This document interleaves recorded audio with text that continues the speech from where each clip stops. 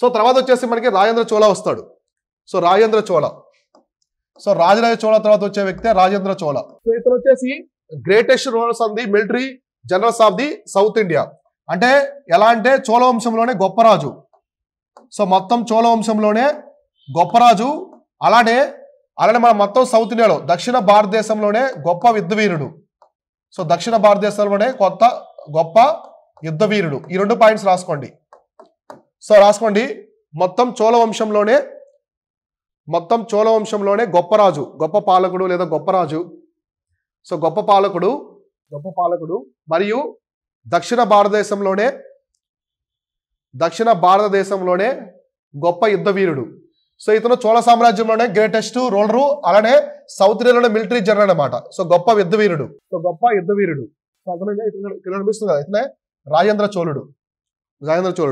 So ఇతను ఏం చేస్తారంటే వీళ్ళ ఫాదర్ అయితే ఎలా అయితే మెయింటైన్ చేస్తాడో మిలిటరీ లీడర్షిప్ స్కిల్స్ అనేవి, సో ఇతను ఎలా అయితే మేనేజ్ చేస్తాడో వాళ్ళ ఫాదరు పరిపాలించే టైంలో ఇతను మిలిటరీ జనరల్గా ఉంటాడు. సో అతనికి మిలిటరీ గురించి ప్రత్యేకంగా అన్నీ తెలుసు అనమాట. కాబట్టి ఇతను మిలిటరీ జనరల్గా గొప్పగా ఎదుగుతాడు. సో ఎదగడమే కాకుండా ఈ సామ్రాజ్యంలో వీళ్ళ యొక్క ఫాదర్ తీసుకొచ్చినటువంటి పాలసీ అండ్ కాంక్వెస్ట్ అనమాట. అంటే రాజ్య విస్తరణ చేయడం, దండయాత్రలు వేసి దాన్ని అగ్రెసివ్గా చేస్తాడు. సో ఇతను దండయాత్రలు అనేవి చాలా పెద్దగా ఉంటాయన్నమాట. అంటే రాజరాజ చోళ కంటే కూడా అగ్రెసివ్గా ఉంటాయి, చాలా గంభీరంగా ఉంటాయి. గంభీరమైనటువంటి దండయాత్రలు అనేది ఇతను చేస్తాడు. సో అవి ఏమేం చేస్తాడు అనేది ఇప్పుడు మనమైతే చూద్దాం. సో ఒకటి వచ్చేసి ఇతను ఏమేం చేస్తాడంటే reaching the north word towards the river Ganga and moving overseas to the Maldives and the Sri Lanka. So మనకి మహిపాలుడు కాలంలో, అవునా కదా, మహిపాల ఉన్నప్పుడు గంగా నది వరకు ఎవరు వెళ్తారు? చోళ వంశరాజు అయినటువంటి రాజేంద్ర చోళుడు. సో ఆల్రెడీ చెప్పుకున్నాం కదా మనం పాలవంశంలో. కాబట్టి రాసుకోండి రాజేంద్ర చోళ. సో రాజేంద్ర చోళ ఉత్తర భారతదేశంపై దండెత్తి మహిపాలుని ఓడించాడు. సో బ్రాకెట్లో గంగా నది వరకు అని రాసుకోండి. సో ఓడించాడు తర్వాత గంగా నది వరకే వెళ్తాడు. సో గంగా నది వరకు, సో అంతకుమించి పోడనమాట. తర్వాత గంగా నది దాటి వెళ్ళడు. సో గంగా నది వరకు ఉన్నటువంటి మహిపాలను ఓడించి ఆ గంగా నది నీటిని తన రాజ్యానికి తీసుకొస్తాడు. గంగైకొండ చోళపురం ఒక నగరాన్ని నిర్మిస్తాడు. సో మళ్ళీ చెప్తాను, అది ఆ నగరానికి తీసుకొస్తాడు అనమాట. అలానే తర్వాత మాల్దీవ్స్ శ్రీలంక వెళ్తాడు. ఇతను శ్రీలంక మొత్తాన్ని ఆక్రమిస్తాడు. కాబట్టి రాసుకోండి శ్రీలంక మొత్తాన్ని ఆక్రమించిన మొదటి చోళరాజు ఇతనే అనమాట. శ్రీలంక మొత్తాన్ని ఆక్రమించిన మొదటి చోళరాజు. తర్వాత మాల్దీవ్స్ కూడా ఉంటాయి అనమాట. ఇతని టైంలో మాల్దీవ్స్ కూడా ఉంటాయి, నేను చెప్తాను తర్వాత. హిందూ రాష్ట్ర శ్రీలంక వరకు. సో తర్వాత ఇక్కడి నుంచి ఇతను సౌత్ ఈస్ట్ ఏషియా కంట్రీస్ అనమాట, అంటే ఆగ్నేయాసియా దేశాలు. సో రాసుకోండి ఇతను ఆగ్నేయాసియాపై దండెత్తి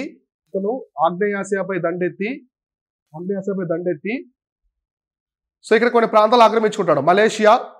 సో ఏ ప్రాంతాలు రాసుకోండి, ఆగ్నేయాసియా ప్రాంతంలో ఏ ప్రాంతాలు? మలేషియా. So Malaysia. శ్రీవిజయ అంటే ఇండోనేషియా రాసుకోండి బ్రాకెట్లో. అప్పట్లో శ్రీవిజయ అని పిలిచేవాళ్ళు, ఇండోనేషియా. సో మలేషియా, శ్రీవిజయ బ్రాకెట్లో ఇండోనేషియా మరియు థాయిలాండ్. సో దక్షిణ థాయిలాండ్ ప్రాంతాలను ఆక్రమించాడు. సో అంటే ఇతను మన ఇండియా దగ్గర నుంచి, సో ఇండియా సౌత్ ఇండియా నుంచి మొదలయ్యి సో మొత్తం ఈ సౌత్ ఈస్ట్ ఏషియాలో ఉండే ఇండోనేషియా కావచ్చు, మలేషియా, థాయిలాండ్, ఈ ప్రాంతాల మొత్తాన్ని ఆక్రమిస్తాడు అనమాట.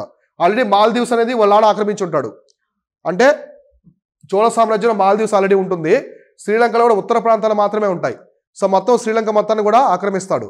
అక్కడి నుంచి శ్రీలంక నుంచి బయలుదేరి ఆగ్నేయాసియా వైపు వెళ్ళి అక్కడ ఉన్న మలేషియా, థాయిలాండ్, శ్రీవిజయ అంటే ఇండోనేషియా ప్రాంతాలను కూడా, సుమత్రా, జావా, బాలి ఐలాండ్స్ ఉంటాయి కదా, వాటిని కూడా రాజేంద్ర చోళుడు అయితే ఆక్రమిస్తాడు.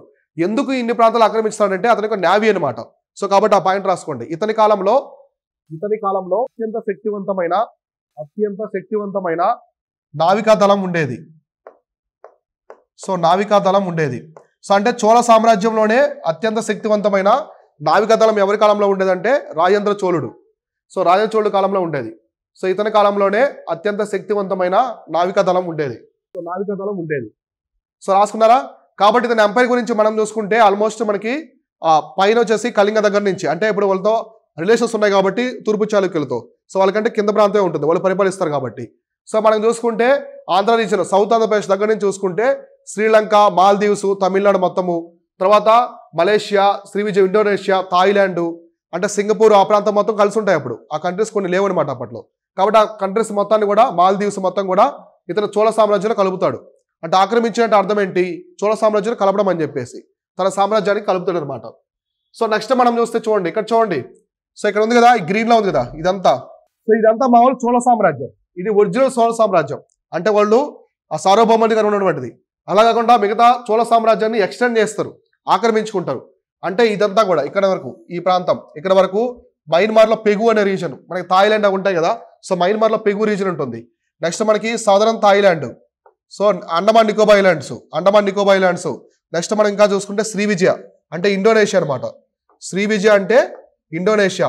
సో ఇంకా మనకి ఇక్కడ చూడండి మలేషియా ప్రాంతం కావచ్చు, ఇవన్నీ కూడా చోళ సామ్రాజ్యంలో కలుపుకుంటారు. ఇక్కడ నుంచి వాళ్ళు చైనాకి రాయబారులు కూడా పంపిస్తారు అనమాట. అయితే ఇక్కడ చూడండి అండమాన్ నికోబార్ ఐలాండ్స్ కూడా, సో అండమాన్ నికోబార్ ఐలాండ్స్ కూడా వీళ్ళు ఆక్రమిస్తారు. అందుకే దాన్ని రీసెంట్ గా మన మోదీ గవర్నమెంట్ పోర్ట్ బ్లేర్ ఉంది కదా, సో పోర్ట్ బ్లేర్ అంటే అండమాన్ నికోబార్ ఐలాండ్స్ యొక్క రాజధాని. దానికి పేరు మార్చారు, శ్రీవిజయపురం అని పెట్టారు. మీకు తెలుసో లేదో, పోర్ట్ బ్లేర్కి శ్రీవిజయపురం అని పేరు పెట్టారు. ఎందుకంటే చోళులు ఆక్రమించి దాన్ని శ్రీవిజయ ప్రాంతంలో ఉన్నది కాబట్టి, సో దగ్గరగా ఉంటుంది కదా శ్రీవిజయకి. సో అందువల్ల ఇక్కడ మనం చూసుకుంటే మాల్దీవ్స్, సో మాల్దీవ్స్ కూడా వీళ్ళ కంట్రోల్లోనే ఉండేది అనమాట, ఎవరి చోళు కంట్రోల్లోనే ఉండేది. సో కాబట్టి ఇక్కడ చూడండి ఇంకా, సో దీనికి సంబంధించి చూస్తే, సో వెన్ మహిందా 5 అనమాట, సో 5వ మహిందుడు అని చెప్పేసి శ్రీలంక కింగ్ అనమాట. అతను attempt to recover from the northern part of Sri Lanka from the Cholas. Rajendra defeated him and seized even the southern Sri Lanka and taking control of the whole Sri Lanka. అసలు మామూలుగా శ్రీలంక ఉంది కదా, శ్రీలంక ఓన్లీ ఉత్తర ప్రాంతం వరకే ఆక్రమించుంటాడు. ఎవరు? సో ఉత్తర ప్రాంతం వరకు ఆక్రమించుంటాడు రాజరాజ చోళుడు, ఆక్రమించుంటాడు. రాజేంద్ర చోళుడు వచ్చే టైంకి ఓన్లీ ఉత్తర ప్రాంతం మాత్రమే ఉంటుంది.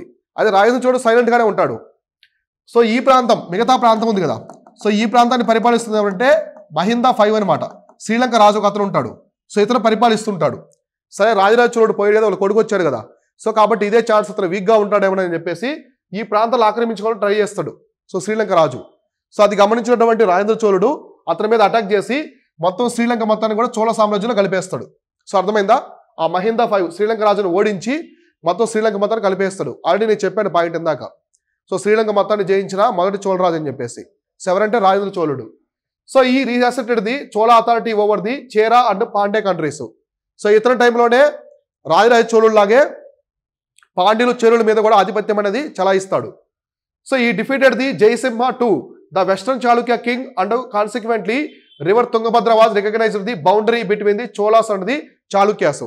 అంటే మామూలుగా ఇతర టైంకి పశ్చిమ చాళుక్యులు ఉంటారు, బాదామి చాళుక్యులు అంతరించిపోతారు.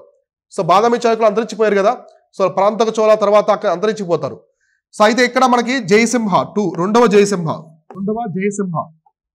సో ఇతను ఎవరంటే పశ్చిమ చాళుక్య వంశానికి సంబంధించినటువంటి రాజు అనమాట.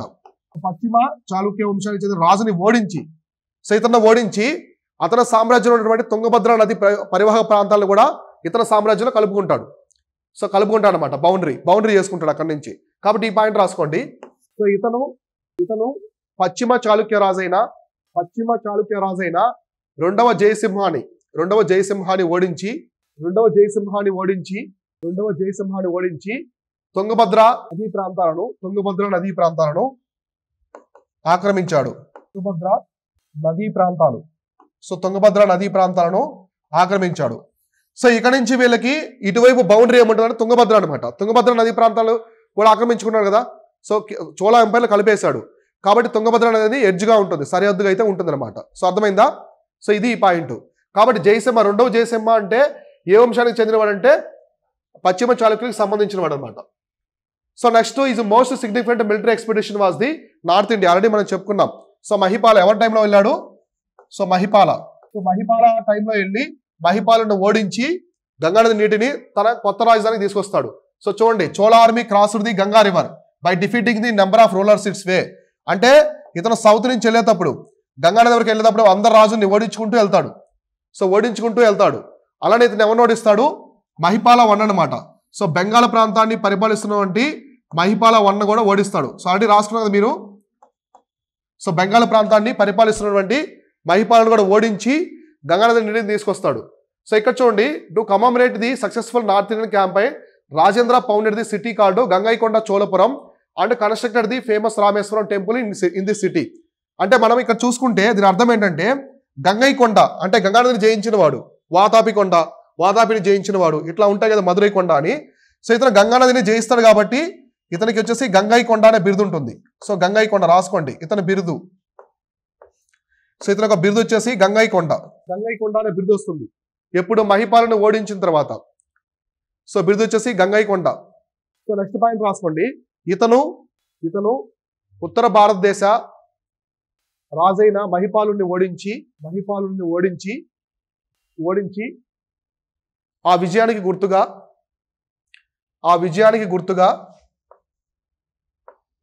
గంగైకొండ చోళపురం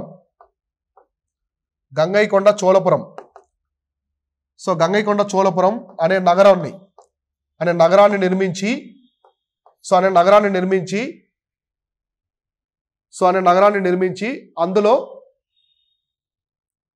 అందులో రామేశ్వరం ఆలయాన్ని నిర్మించాడు. రామేశ్వరం ఆలయాన్ని నిర్మించాడు.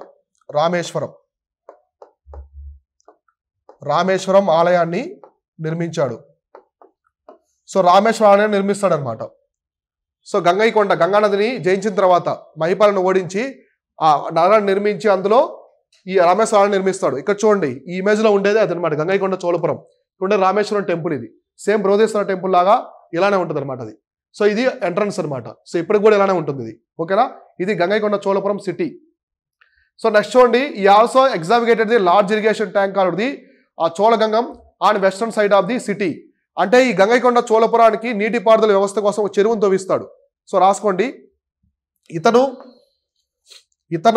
ఈ నగరం అంటే గంగైకొండ చోళపురం అని. సో ఇతను ఈ నగరంలో చోళగంగం అనే చెరువును తవ్వించాడు. తటాకము అంటారు చెరువుని మామూలుగా. చోళగంగం అనే చెరువుని తవ్వించాడు. సో పశ్చిమ దిశతో తవ్విస్తాడు, దిశ అవసరం లేదు. సో ఎక్కడ తవ్వించాడు అలా ఆ చెరువుని అంటే సో పశ్చిమాన తవ్విస్తాడు. ఓకేనా, సో గుర్తుపెట్టుకున్నారు కదా. సో నెక్స్ట్ ఇవి చూడండి, కంప్లీట్ చేసేద్దాం ఇది. The famous venture of the Rajendra was his naval expedition to the Kadaram Sri Vijaya. It's difficult to pinpoint real objective of the expedition. అయితే ఇతను చేసినటువంటి అన్ని దండయాత్రల్లో గొప్పది ఏదంటే శ్రీ విజయను గెలవడం. శ్రీ విజయ అంటే ఇండోనేషియా. సో ఇండోనేషియా ప్రాంతం గెలవడం అనేది గొప్ప యుద్ధంగా ఇతనైతే చెప్పుకుంటారు అనమాట. కాబట్టి రాసుకోండి, ఇతని దండయాత్రలో అతి ముఖ్యమైనది. సో ఇతని దండయాత్రలో అతి ముఖ్యమైనది శ్రీ విజయ ప్రాంతాలను జయించడం.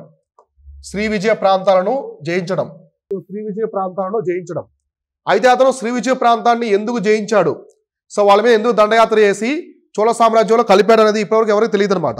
సో దానికి ఎటువంటి ఎవిడెన్స్ అనేది లేదు. సో ఎందుకు చేస్తాడని చెప్పేసి ఎవరికి తెలియదు. సో అతని దగ్గర పవర్ఫుల్ నేవీ ఉంది, ఆర్మీ ఉంది, ఆక్రమించుకోవడం అని చెప్పేసి ఒక కాన్సెప్ట్ అంతే. Next, like his father, so Rajendra one also followed the Shaivism. So ఇతను కూడా శైవ మతాన్ని అనుసరిస్తాడు. రాసుకోండి, ఇతను కూడా శైవ మతాన్ని అనుసరించాడు, శైవ మతాన్ని పాటించాడు. ఇతను కూడా శైవ మతాన్ని పాటించాడు. He also followed the Shaivism. Shaiva మతాన్ని అంటే ఇతను శైవ మతం, శివుణ్ణి పూజిస్తాడు కాబట్టి ఆయన గుర్తుగా 2 టెంపుల్స్ నిర్మిస్తాడు. రాసుకోండి, ఒకటి వచ్చేసి ఇతను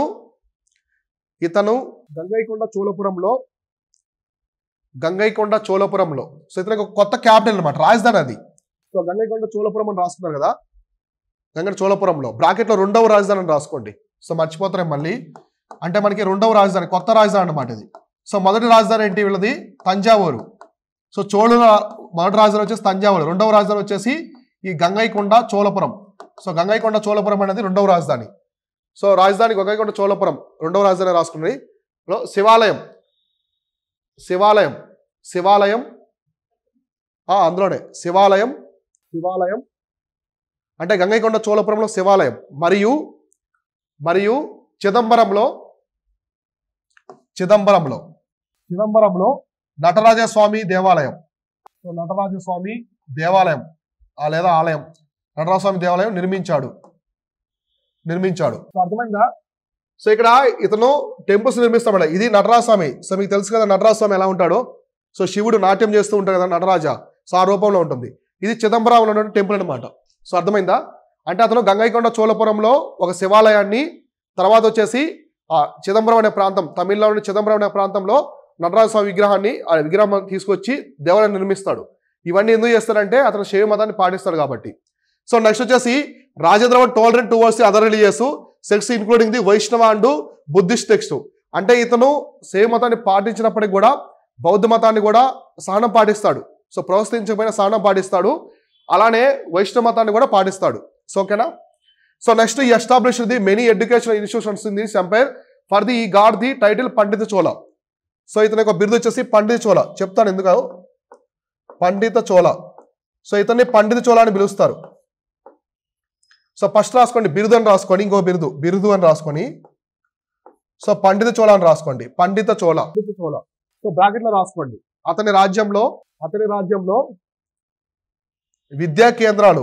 సో అతని రాజ్యంలో విద్యా కేంద్రాలు నిర్మించినందుకు ఈ బిరుదు వస్తుంది అని రాసుకోండి. సో ఈ బిరుదాంకితుడు అయ్యాడు అంటారు కదా. సో అట్లా ఈ బిరుదాంకితుడు అయ్యాడు.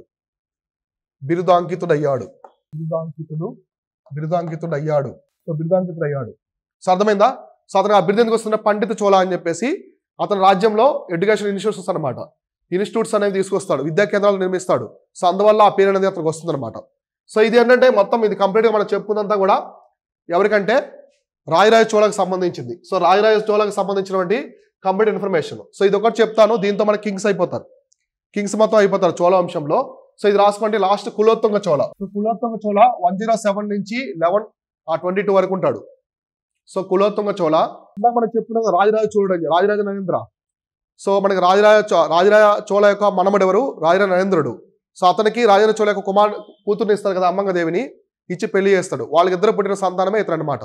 కాబట్టి నేను చెప్పే పాయింట్ రాసుకోండి. ఇతను grand son of the Rajendra, అంటే త్రూ హిస్ డాటరు అమ్మంగ దేవి. సో కాబట్టి రాజేంద్ర చోళుని కుమార్తె ఇతను అని రాసుకోండి. ఇతను రాజేంద్ర చోళుని కుమార్తె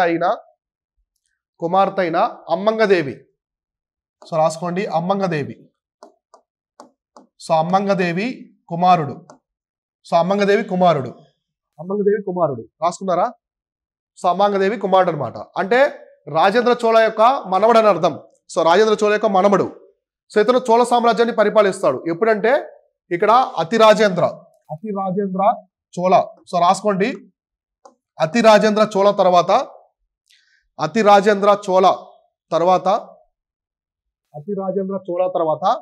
చోళ సింహాసనాన్ని అధిష్ఠించాడు. చోళ సామ్రాజ్యాన్ని సింహాసనాన్ని అధిష్ఠించాడు. సో నెక్స్ట్ చూడండి, he united the Vengi kingdom with the Chola empire. అంటే వేంగి సామ్రాజ్యాన్ని, అంటే తూర్పు చాళుక్యులు ఉన్నారు కదా, సో మనం ఆంధ్ర ప్రాంతాన్ని పరిపాలిస్తుందని చెప్పాను కదా. సో వేంగి సామ్రాజ్యాన్ని చోళ సామ్రాజ్యంతో కలుపుతాడు. అర్థమైందా? ఇక తూర్పు చాళుక్యులు చోళ సామ్రాజ్యం సపరేట్ ఉండరు, ఇద్దరు కలిసిపోతారు. కాబట్టి రాసుకోండి ఇతను వేంగి సామ్రాజ్యం అంటే అతని సొంత సామ్రాజ్యం రాని. ఇతను వేంగి సామ్రాజ్యాన్ని చోళ సామ్రాజ్యంతో కలిపాడు. అంటే బ్రాకెట్ లో రాసుకోండి. ఇక్కడ నుంచి చాళుక్య చోళులు అంటారు వీళ్ళని. చాళుక్య చోళులు. సో ఐఫన్ పెట్టుకోండి ఇక్కడ మిడిల్లో. చాళుక్య చోళులు అంటారు. ఇంతకుముందు చోళులు సపరేట్గా ఉన్నారు, చాళుక్యులు సపరేట్ ఉన్నారు, తూర్పు చాళుక్యులు. ఇక్కడ నుంచి చాళుక్య చోళులు అని చెప్పేసి పిలుస్తారు. ఎవరి నుంచి? కులోత్తుంగ చోళ దగ్గర నుంచి. ఇక్కడ రెండు సామ్రాజ్యాలు కలిపేస్తాడు కాబట్టి. So he defeated the Kalinga king అనంతవర్మన్ చోడగంగ. అంటే మనకి ఈ కోణార్క్ సన్ టెంపుల్ ఉంది కదా, ఆ టెంపుల్ నిర్మించిన వ్యక్తి అనమాట. నేను తర్వాత చెప్తాను, అది రాసుకోండి. ఇతను కళింగ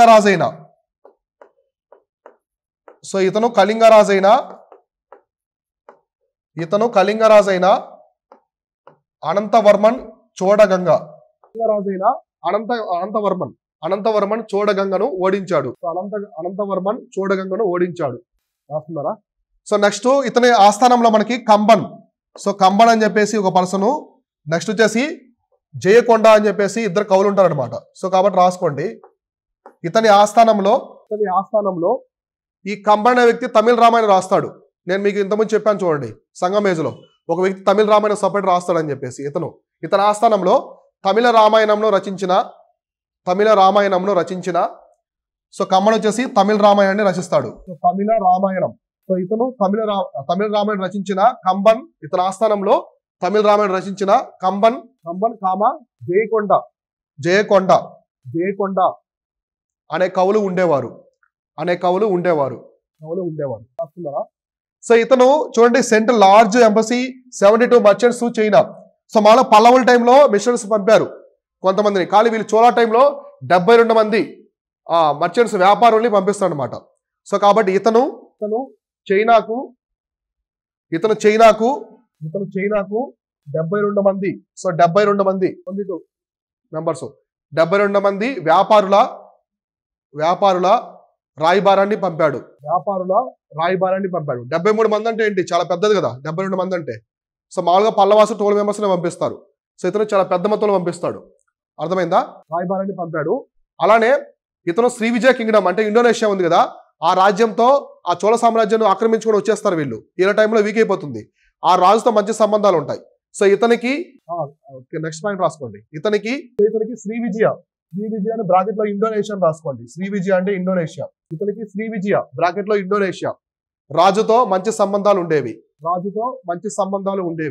శ్రీవిజయ ఇండోనేషియా మంచి సంబంధాలు ఉండేవి. ఓకేనా? ఇది కులోత్తుంగ చోళాకి. సో దీని తర్వాత మనకి వస్తారు కానీ కేకింగ్స్ అంత పెద్దగా వాళ్ళ గురించి ఏముండదు అనమాట. ఓకేనా? దీంతో మనం ఎండ్ చేసేద్దాము.